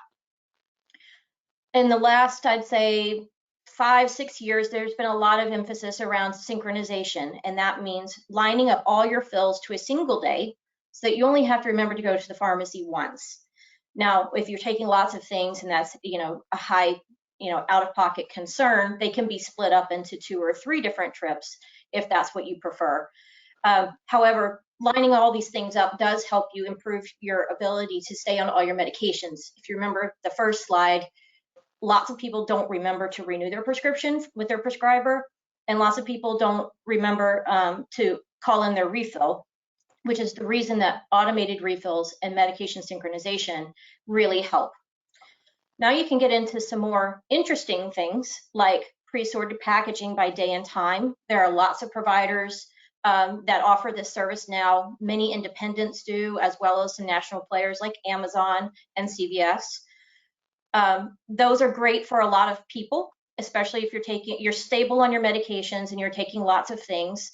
They can really unlock a lot of improvement in your daily activities because you're not having to struggle with, did I or did I not take it? You don't have to sort them and worry about concerns of mixing them up. And you can actually just tear them off and put them in your pocket or purse and carry it with you, so you're not carrying around like 16 different vials of things. Medication reminders, we're now in a digital world. People have their watch that reminds them to do things all the time. You have your cell phone, and lots of pharmacies these days, as well as other services that are not pharmacy-based, can help you with those alerts to remember to take your medications in something that doesn't cause you to change your behavior. You're not having to set alarms and do all these things. Your watch or your phone can do that for you. One thing that's not on this slide that is become really prevalent because of the last 14 months of our lives is home delivery. Mail order was always coming direct to your home. Certain specialty providers, such as the organization I work for, deliver to home. But now national retailers have also embraced home delivery to make sure that people have their medication when they need it. And then the last piece is being really comfortable asking questions. Every time you pick up a script at a retail pharmacy, someone's going to ask you if you have any questions. They're supposed to say for the pharmacist. Sometimes they forget that part. A lot of people don't want to ask questions. They're either, they feel like they're put on the spot a little bit because it's at the register, or they have questions, but they're not sure how to ask it, or it might be personal. Pharmacists deal with those things all the time and are very knowledgeable and can really help you understand what you can expect when you're taking a new medication. Sometimes there are side effects that manifest when you start taking new medications, particularly like gabapentin for neuropathic pain, metformin for type 2 diabetes, any statin that you take for your cholesterol. All of these things can cause some like tummy issues when you first start taking them, but being reassured that this is going to pass and having some mitigation strategies is something that your pharmacist can really help you do. And Leslie, if we can move to the next slide.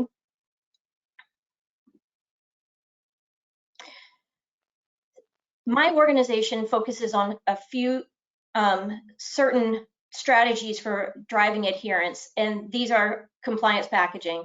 Other providers like Amazon offer these as well. It sorts all your medications into day parts so that you don't have to worry about did I or did I not take that thing. We also help you better understand when you should take your medications. There are things that, because of side effects, like with diuretics, you don't necessarily want to take at night unless you really have to because of your conditions. Things that are fine to take together in your regimen, but should not be dosed at exactly the same time because they might interfere with one another. And then things that we can consolidate your dosing times down to the fewest number per day so that you're not having to, take medication 6, 8, or 10 times. Sending everything at once from a monthly standpoint into a consolidated package is something that has been existent with mail order pharmacies for many years, as well as certain specialty pharmacies. So putting everything in the box and having it delivered to your home once a month comprehensively really helps you with those forgetfulness of needing to renew or refill a prescription. And then lastly, the digital tools. We've used both text messaging as well as an app to remind you to take your medication, as well as you can track your adherence, look up drug information at any point. If you have a question about an OTC for something you're experiencing, the digital access really, really helps. Leslie, if we can move to the next slide. And something really exciting that we're able to offer today is this partnership with the Lupus Foundation of America, particularly the Greater Ohio chapter. As has been discussed a couple times throughout this presentation, hydroxychloroquine was thought some time ago, about a year ago, to be a treatment for COVID-19, since been found to not be true. However, the state of Ohio during that time did purchase a substantial amount of the medication and then has been basically sitting on it because it was found not to be an effective treatment for COVID-19. So they and the Lupus Foundation have decided to work with us to provide this medication to lupus patients or any patient taking hydroxychloroquine at no cost. You simply have to call the number that's on the screen. I'm sure Leslie can make this available to everyone later. And this is a dedicated line that we can fill prescriptions for your hydroxychloroquine at no cost to you. It will be delivered directly to your home. You do need an active prescription from a prescriber. It can either come from your existing pharmacy. We can call and transfer that script over, or we can get a new one from your provider.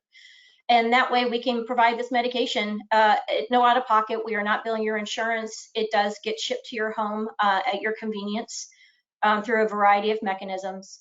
And we're super excited about this.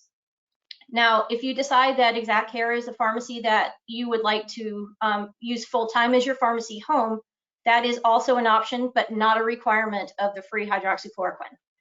And Leslie, if we could move to the last slide, I would like to tell everyone a little bit of what that might look like. If you decide to use Exact Care as your pharmacy home, you would get a comprehensive onboarding experience where we really look to understand you, your conditions, your medications, what you may be struggling with, and any implications outside directly your medication, such as if you're experiencing food challenges or concerns about your living conditions, we also want to talk to you about those things and connect you to resources. Following that conversation, a clinical pharmacist will review your medication history and perform what is ordinarily called a med rec. So we look for things that are maybe inappropriately dosed. There might be duplications. There might be gaps in your medication profile that we would like to work with you and your doctor to see if it's appropriate to add medication, particularly if you have a type 2 diabetic who's not using a statin. Now, not in every situation is that appropriate for a variety of reasons, but generally it is a good medication to have. Once we have all those things, we work with either your existing pharmacy or your providers to gather your prescriptions so that we can synchronize them, like we talked about before, and put them in compliance packaging. Or if you do not prefer compliance packaging, we can dispense in vials. It is always someone's choice.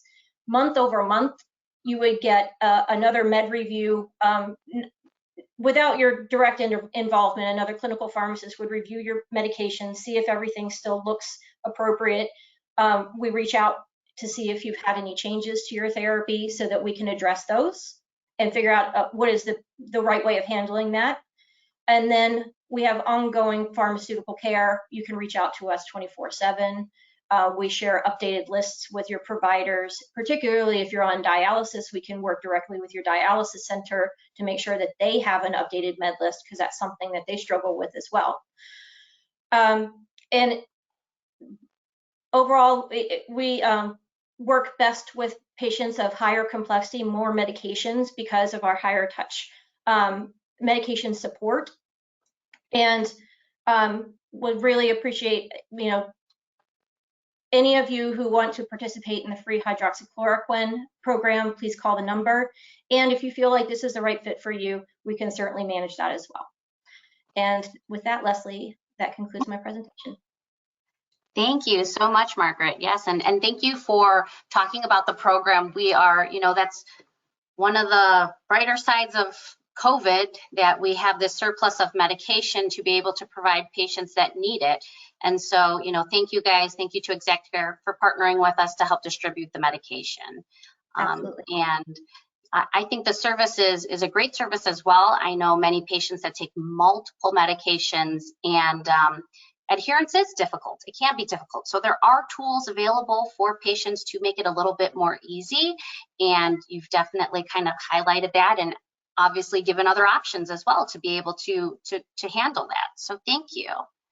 Let's see some questions here. We do have some kind of rolling in, and so let's see. Do you have any resources for patients who have lost their health insurance and cannot afford prescriptions?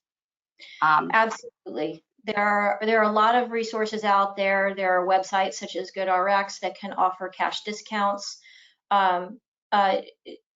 Branded medications are a little bit more challenging, but certainly the generics, there are a lot of options out there to get the price down very low.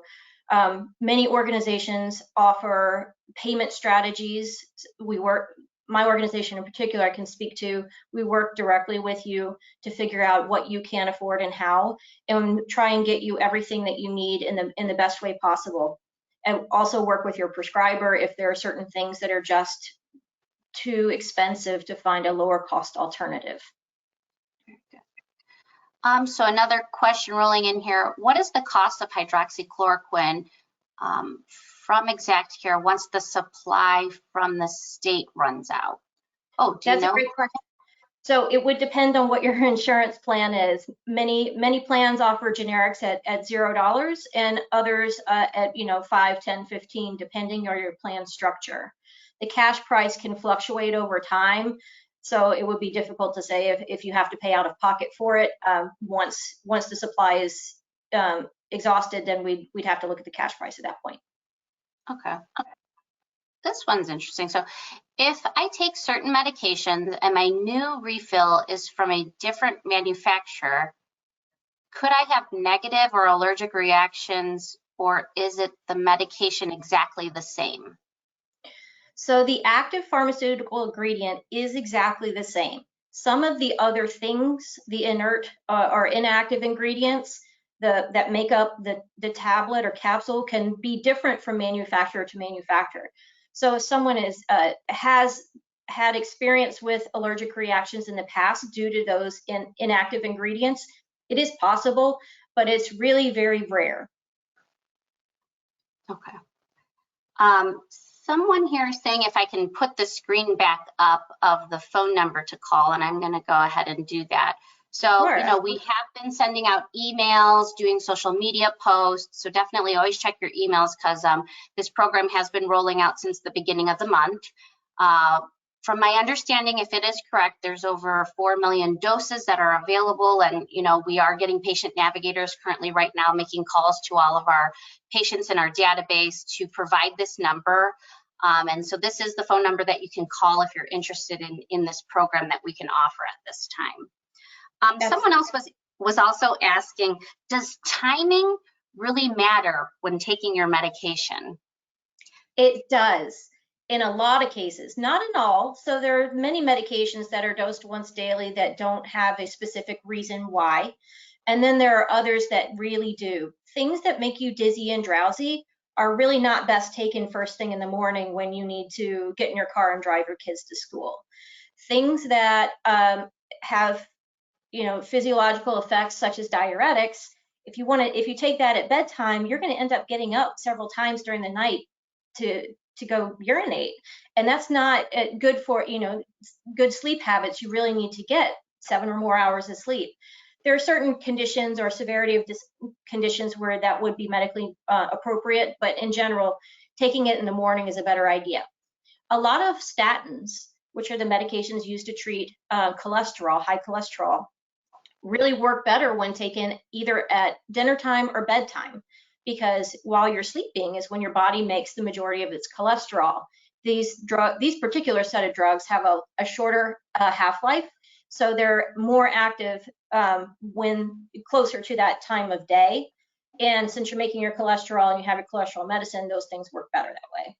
So those are just a few examples, but there are many others. Great. And yes, so definitely. One more question here before we go to the next presenter. Does keeping my medications near a warm area take away the potency of effectiveness? I feel like I know who's asking this question, but yeah, can you answer that, please? And it can. So a lot of people like to keep their medications in their bathroom medicine closet or in their kitchen right next to the sink or dishwasher. And hot, humid areas can deteriorate the effectiveness of the drug. And it's dependent on what drug it is. It impacts some more than others. So it is best to keep your medications in a cool, dry, room temperature space unless they require special storage conditions like refrigeration. So I tease someone that keeps their pills in their pocket, just like loose in their pocket. And body heat, you know, your body heat is can deteriorate the medication. So I feel like they're testing me when I say, don't put them in your pocket. Pocket is not the best place to keep your medicine. Yeah. All right, one more question because it's fairly simple. Do medications really expire? That's a great question. They do. And the expiration that you see on your prescription vial, if it's an amber vial, is based on regulation of how long the pharmacy can tell you it's safe to take the medication. If you have a manufacturer's stock bottle, oftentimes the manufacturer's date might be older than the prescription label says, or further out than the prescription label says, so you can go with the manufacturer's instructions. There are some medications that can become toxic when they expire. There's not a lot of them, but there are a few, like tetracycline. Most medications, that expiration date means that's the last date that the manufacturer can guarantee the potency that they promised. After that, it does deteriorate over time and at different rates, depending on the different drugs. Very good. And I just want to address this one question here. Someone's saying, is this only for Ohio, not Texas? I think we have people from everywhere that come. Can you address the question with if they're out of state and receiving the assistance program? Could you? So right now it is limited to the state of Ohio for the hydroxychloroquine at no cost program. Depending on interest in it, we might approach the state of Ohio and ask to distribute outside of the state. But since they're the ones that bought it, we're aiming at Ohio first. However, if you're interested in my organization, we are able to dispense in all 50 states. Very good. And that was what I was looking for too. You guys aren't just strict into Ohio, but for the medication that was given to the organization, it was from the Ohio Department of Health. But Texas might have had a surplus. So maybe even looking into that for that individual, their state might have a program that we could possibly look into if there's a way for them to get it. So other states do have this medication as well to distribute. Thank you for clarifying, Margaret. And it was a pleasure hearing from you. And perhaps if we have time at the end, we can address any additional questions. Thank you so much for your presentation. Thank you. And our next presenter is no stranger to the Lupus Foundation of America Greater Ohio chapter. But our last presenter for the summit is Cindy Fisk, BSN. Her topic is Living with Lupus. Cindy is the patient engagement liaison for GSK from Pennsylvania. She has 25 years of experience in the healthcare and pharmaceutical industries. In her current role, she travels extensively educating patients and families and healthcare practitioners about lupus. I always stumble over that travels extensively because I don't know, it always trips me up like we're all here right now, we're all home. Yeah, travels extensively virtually. Exactly. Welcome. Well, thanks, Leslie, and thanks to the entire LFA Greater Ohio for, inviting me here this morning to talk to all of you. And thanks for taking the time out of your Saturday. I know we're running a little behind schedule, but I hope you'll find this informative. We're going to spend some time this morning talking about living with lupus. And really, what I mean by that is managing your lupus in your everyday life. And I'll share some tips that should help you live with lupus, get the most out of your every day, regardless of where you're at in your journey. So you really play such an important role in your healthcare, in your lupus journey, your healthcare overall. And we're going to talk about being an engaged patient, what that means, because being an engaged and informed patient may lead to better health outcomes. So what do I mean by what is an engaged patient? So really, it comes down to 4 categories. Educating yourself, and I applaud all of you today. You've taken time out of your Saturday to join this. I know I never leave an LFA Greater Ohio Summit without learning something. So I applaud you for taking that step aligned to education. It also involves monitoring and tracking your symptoms, and not just monitoring and tracking your symptoms, but then communicating that information to your doctor with your healthcare team. And keep in mind that today's presentation is really all about education, right? It's purely educational. It doesn't take the place of that important conversation you should be having with your doctor, with your healthcare team, and not meant to talk about anybody's individual treatment plans. So it's so important to keep that line of communication open with your doctor and your healthcare team. And then being engaged also means taking ownership of your health and your lifestyle, your everyday living with lupus. The next slide.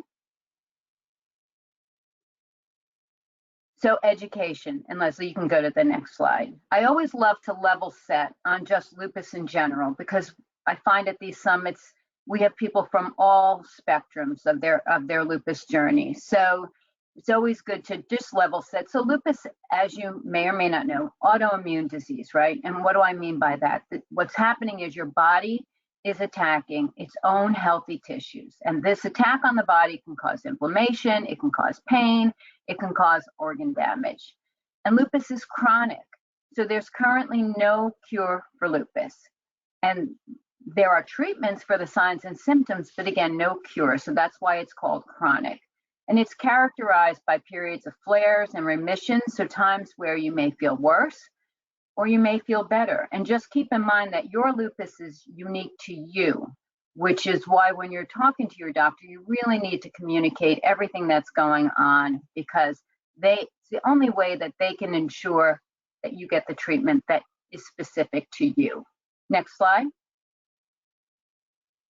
So lupus affects from head to toe, right? So this is not an all-inclusive list, but it can affect body parts such as the brain, the eyes, the mouth, nose, the muscles, skin. We heard conversation about the heart, the lungs. Dr. Blumenthal spoke about the kidneys today, joints, and the bones. Next slide. So this is why it's so important to do this symptom tracking, right? Because again, it goes back to your lupus being unique to you. Next slide. So it's so important that you put in place some way to be monitoring and tracking symptoms as part of your everyday lifestyle of living with lupus. And that includes keeping track of the symptom frequency, its duration, intensity, and you need to incorporate something that works for you, whether it's an app you're using on a mobile device, a calendar, a health journal, anything, as long as you're finding a way that you're monitoring and keeping track of your symptoms as well as how they're impacting your life. And it's so important to then take that and communicate it with your doctors and with your healthcare team. Next slide. So the lifestyle. I mentioned we were going to talk really about some tips on managing your lifestyle and living with lupus. Next slide. It's so important that you are proactive, right? And be empowered to do so. So when we look at nutrition, right, what you're putting in your body, what you eat can affect how your body functions, right? Everything you eat and drink has an effect on your body in some way. And healthy nutrition doesn't have to be hard. It's about creating healthy choices. Eating well can help with chronic diseases that can go along with poor nutrition, such as obesity, heart disease, high blood pressure, osteoporosis, and a variety of others. And the key here is really working with your doctor, your healthcare team, to really talk about that nutrition piece and what is important to you around what goals you want to set for your nutrition. Next slide. So there's a few tips for healthy, ways to eat healthy, right? Know what your calorie needs are based on your activity levels. Try to strive for a balanced plate, right? So what do I mean by that? Including fruits and vegetables, grains, proteins, oils, and fat-free or low-fat dairy. Also be mindful of processed foods because, foods that come in cans, they contain preservatives, they may be high in sugar or sodium. And then understand what vitamins you may need to take. And again, that's a conversation you should be having with your doctors. Talk with your doctor or a nutritionist to see really what's right for you. Next slide. This comes from our Us and Lupus Facebook page. So I don't know, we'll talk about Us and Lupus shortly, but we have a Facebook page with a community around the Us and Lupus program.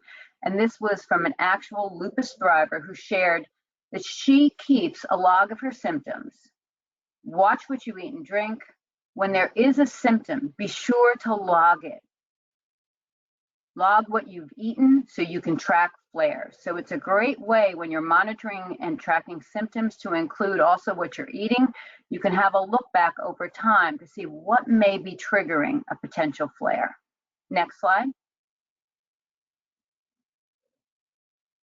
And staying active is also a way to really embrace living with lupus. It's more than just exercise, right? It includes any type of physical activity that gets you up and moving, both in your everyday movements and purposeful training. So activity is so important for your physical and mental health. Make it a part of your routine. It can help your heart. It can help your joints. It can help with strengthening. It can have an impact on your confidence and your mood. And again, your activity level or some sort of either staying active or exercise, you should be working with your doctor to come up with a plan that's appropriate and right for you. and your body. Next slide. So again, get active, right? And do it in consultation with your doctor. Think about what your goals are. Maybe you're looking at a healthier heart, or you're looking at lung strength, or you want more flexibility or strength or endurance, or maybe your goal is around weight loss. And when they say don't sweat it, clearly don't sweat it. Choose an activity that you enjoy, something that you're going to stick with, right? Mix it up, do different things throughout the week, and explore. There's tons of ways to stay active. You can walk, whether it's swimming, you may want to try yoga, dance, and there's so many different options. And low impact can be key, especially when you're living with chronic disease. It may be better for your body, for your joints, for your bones. Next slide. I'll leave these to the end, but feel free to type in the chat, sharing, how do you get active? And and Leslie, we can advance to the next slide for the sake of time. But if you want to share, feel free to share that in the chat. And then sleep. We heard, Margaret spoke about getting a good night's sleep. Sleep is so important. It allows your body to restore itself, to recover. And the time, duration, and quality of your sleep can be important to your health. It can affect your metabolism. It can affect weight, immune function, disease resistance, and your overall quality of life. So sleep is so important. Next slide. So what are some tips, right? Find out how much sleep your body needs. Your doctor can help you determine what's right for your body and your lifestyle. Take into consideration things like your mood, your stress levels, physical health. And then keep a schedule each day, right? Try to get to sleep and wake up around the same time each day, even on the weekends. And I know that that's easier said than done. Guilty as charged here. Create a sleep-friendly room. So what do we mean by that? Right? You might sleep better if your room is dark, relaxing, perhaps at a cooler temperature, and electronic free. How many of you sleep with this next to your bed? Or have the TV on? Try to keep it electronic free, or put things on do not disturb. And then train your brain. Stick to a routine that works for you, one that's relaxing. Consider maybe reading or listening before bed, stretching, or meditating. These can all help you get a better night's sleep. And then be mindful of napping. If you need a nap during the day, and we know that fatigue is such a big part of what goes along with lupus, is plan to sleep just 30 to 60 minutes and well before bedtime. Try not to take a nap right before or soon, before you're going to go to bed. Try to do it earlier in the day if you truly need that nap. Next slide. And then sun safety, right? We're all about, regardless of where you live, we're about to enter the summer months soon, right? The sun is at its peak. We all know that lupus can cause sensitivity to UV rays from the sun. And this exposure to the UV rays can lead to symptoms on the skin, such as a rash, symptoms inside the body, so invisible symptoms such as, fatigue is not necessarily invisible, joint pain, and photosensitivity, the effect that the sun has on lupus can occur even after prolonged sun exposure and can last for days or even weeks. So be, smart in the sun. Next slide. So what are some ways to be smart? How do you stay safe? Well, you can limit the time that you're spending out in the sun, right? The sun is strongest between 10 and 4 p.m. So 10 in the morning to 4 p.m. So try and limit your exposure during that time. Always wear sunscreen of an SPF of 30 or more, and wear it every day and reply as needed. And that's even if you know you're going to be inside, right? Continue to wear your sunscreen every day. And then stay protected with clothing, wearing a hat, anything you can do to block those UV rays. Next slide. And then mindfulness. So to be mindful means to be aware of your thoughts and your situation without judgment. Many of you may have heard the term mindfulness. It's been a big, especially through COVID, a lot of focus on mindfulness and meditation. And it's all around being present with acceptance and without judgment. Next slide. So what is mindfulness meditation? And we're going to take a second and practice this. So it's really focusing on your breathing in and out of your nose or your mouth, and taking deeper breaths as you focus on your heart rate slowing and concentrating how that breath feels. So if everyone would just take a minute, we'll do a quick mindful breathing together. So wherever you are, get comfortable in your chair. You can rest your palms on your thighs. If you happen to be lying down, you can cross your hands on your belly now. You can close your eyes. I'll ask everyone to close their eyes for a minute and start focusing on your breathing. Now, right now, your breaths may be quick, so start taking deeper breaths and then slowly release when you breathe out. Focus on how the breath feels as it enters your nose or your mouth and it travels down the neck and into your midsection. Place your hands at your chest or belly where you can feel your body move with every breath. And then with each breath, release it slowly and feel a release of tension as your body relaxes. If your mind starts to wander, don't get mad at yourself. Simply acknowledge the thought with acceptance, right? It's acceptance without judgment, and bring your attention back to your breath and the body. Now take one more deep breath in and then slowly open your eyes. There, you did it. Mindfulness meditation. So just a few minutes every day of mindful breathing to bring a little bit of calm into your day can be so helpful. At first, just try to do a minute or two of it, of mindful breathing, and then extend the time. You'll find that there are apps that will on your mobile devices that are focused on this that can help you, give you visual aids and guided meditations and music. There's also something called body scan and mindful walking. These are exercises that involve mindful breathing with concentration more on movement with the body and movement while walking. So I encourage you, wherever you are in your lupus journey, or if you're a caregiver, try some mindfulness meditation. Next slide. And we'll leave this to the end as well. If you're comfortable sharing, if you've tried meditation, type it in the chat. And then lastly, self-appreciation, right? Having a chronic condition requires a lot of self-love and a lot of self-confidence. Feel empowered to deal with the new and changing reality of life with lupus. It can be tough, right? Try to stay positive and know that there are things that you can do to help manage your lupus and manage your lupus lifestyle. But most importantly, be kind to yourself in times of stress. And I think 2020 and coming into 2021, we've had some added stressors. So next slide. So I mentioned the Us in Lupus program. If you have your mobile device out, Us in Lupus, for those of you who may or may not heard of it, it is a program. There is a website called usinlupus.com. There's a Facebook page, Us in Lupus. It has a whole community out there.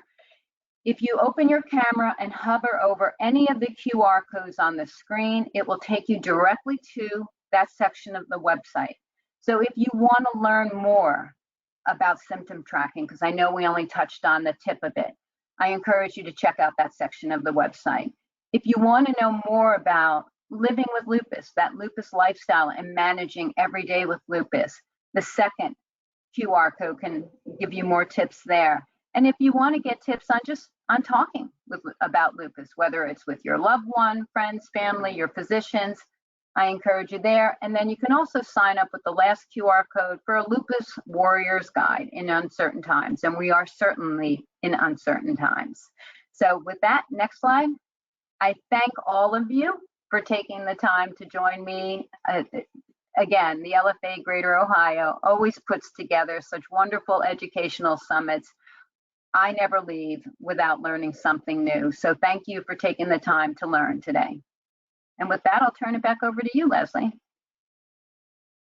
Thank you, Cindy. So true. We always learn a little bit more every time we join together. So we're going to open up the comment sections to ask Cindy some questions, and they are coming in.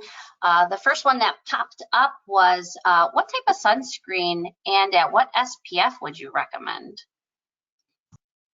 You know, that's anything SPF 30 or above is helpful. And again, the key is applying it every day, not just when you're going out in the sun.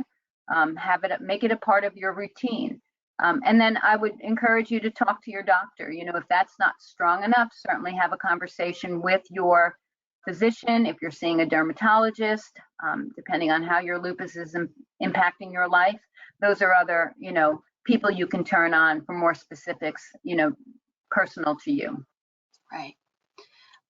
You've talked a lot about some great tools, and mental health really does seem to be a big topic for a lot of our constituents that have been reaching out to the chapter lately. But someone's here is saying, what can I do if I cannot afford mental health professionals and need help? Any suggestions? It's a great question. My thought is you've joined the LFA Greater Ohio. There may be some support that they can give you. Joint support groups are great for just knowing that you're not alone in your journey. And I would encourage you to be open and honest in your communication with your doctors about your, how you're feeling, the whole mental health piece. Talk to people. Don't keep it inside. Be honest and open in your communication and what's going on. You got it. And someone here is asking if I could pull up the QR scans again, and I'm going to briefly do that. And while I pull those up, someone's saying, hold on, if I can multitask, it would be wonderful in my life. I'm so bad at it. There you go. Does SPF clothing actually work? Yeah, that's a great question. I've never tried it. I've been at many a lupus summit across the US, and I've heard some sharing from other lupus thrivers who have given, recommendations for different, articles of clothing. I myself have never tried it. So I don't know, Leslie, do you have any information on that? So funny enough, Cindy, this is not even a joke. My shirt is actually an SPF shirt. It's from a company called Coolie Bar. I wear it because it's light and it's like a cardigan. But yeah, SPF clothing does work. Large brim hats. They're definitely great to use. Of course, on areas that you can't always cover up or that peek through sunblock, in addition to that, really is helpful. Yeah. So funny that I actually picked my Coolie Bar cover up to wear here. Yeah, I've noticed a lot of labels lately, though, especially like in sports equipment and fitness stuff.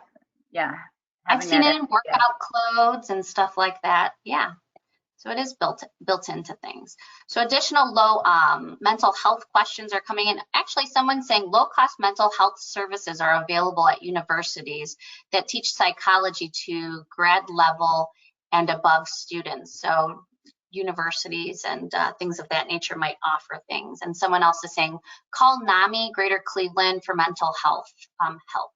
And I know who that is there. Thanks, Amanda, for mentioning NAMI. They're a great organization too to help as well. I'm gonna pull up my other screen. Hopefully everyone's grabbed these QR scans. And just a couple more questions here. I know we've went a little bit over time, but you're also getting a lot of great feedback, Cindy. Everyone's saying you're a phenomenal presenter, and thank you so much. And a couple people are saying, I'm sporting why I wear my purple butterfly tattoo. Do you want to talk more about the purple butterfly tattoo that you guys are doing? They're wearing it. I see people commenting on it. Yeah, no, I'm glad that people have. So it's the Why I Tattoo campaign. So I'm assuming they found out about it either through you, Leslie, and the LFA Greater Ohio. But it's all, the campaign runs from, not just Lupus Awareness Month, but you'll see it all summer long through, I believe it goes through the end of August. So get out there. It's all around why, right? The why behind. So share your lupus journey, share what's going on. We at GSK, we applaud all of you. I think if you were on earlier, you heard me say the one thing I miss most about being face-to-face is being live with each and every one of you and meeting you personally and hearing your story, your lupus journey, because it motivates and inspires me. It empowers me to do what I do every day to raise awareness for lupus. So, yeah. Well, we appreciate you hanging out with us too, Cindy. Definitely everyone loves when you come and speak with us. You provide great tools. There's some questions in about journaling and that it's a good technique. It sounds like they've been utilizing the tools that you guys offer. One question is that should they share it with their provider or support system? Do you recommend people sharing their journaling?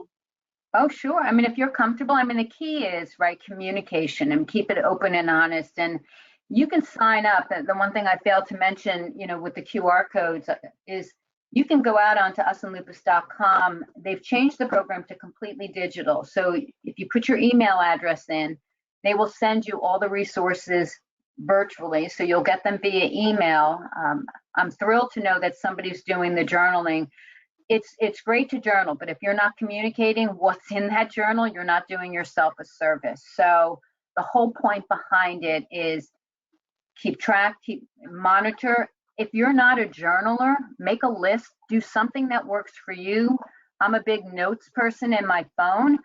The key is finding a system that works for you that you're going to stick with, and then communicate that information to your doctor, to your healthcare team, share it with your loved ones so they know what's going on with your lupus. Be open, be honest, because it truly is the only way to get the care that you need. Your doctors aren't mind readers, right? You've got a short amount of time when you're there and in front of them, so make the most of it, make it meaningful. But thanks for sharing that you're journaling. Yeah, thank you so much. Well, I think, we did run a little bit over, and I appreciate you guys spending the time with us and, continuing this journey of education. And so I just want to lastly thank our sponsors again. We look forward to gathering in person really soon. Everyone, believe us when we're telling you we're planning on trying to get together as soon as possible when it's safe. But we want to thank our sponsors for today's program. Thank you again to the Department of Health, GSK, Us and Lupus, and the Ohio Commission on Minority Health. Truly, without your help, we could not be able to do these programs. And, the lupus patients in Ohio are definitely eager and asking great questions. So we're so grateful that we can provide this service to patients free of cost and their caregivers. We are grateful for your continued support, and thank you everyone for joining us. Please be sure to check back periodically our chapter website, lupusgreaterohio.org, or sign up for our emails to keep up to date with information, services, and programming. Fundraising opportunities are always available. I know some people have been asking for the phone number that you could reach Exact Care. I'm going to read off that number. It's 732-994-7851. Or you can always call our chapter office at 1-888-NO-LUPUS for more information on anything, or be connected with a local patient navigator. We are committed to providing you the most accurate information as it becomes available. We encourage you to continue to be safe and to strive to find optimal health. We hope to see you all real soon. And just a final reminder here, this brings us to the close of our program, and we're tremendously grateful for our expert panel of speakers. Thank you, Dr. Warren. Thank you, Dr. Blumenthal, Margaret, and Cindy for joining us. And we encourage everyone to fill out the evaluation at the end of this program. You get a small token of appreciation for filling that out with a $10 e-gift card. And I think questions have really, everyone's saying thank you and waving hello and giving their support there. So I appreciate you guys sticking around to answer any follow-up questions, but I think we did a great job of addressing all of them in the time. And to be respectful of everyone's rest of their afternoon here, we will disperse, and I thank you guys again for joining us. Thanks, So everyone. thank you, everyone. Have a great weekend, and we'll all be in touch soon. Have a great day.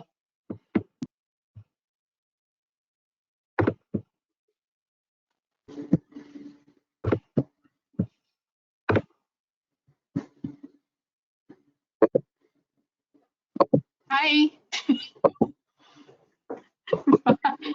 Are you there? Bye.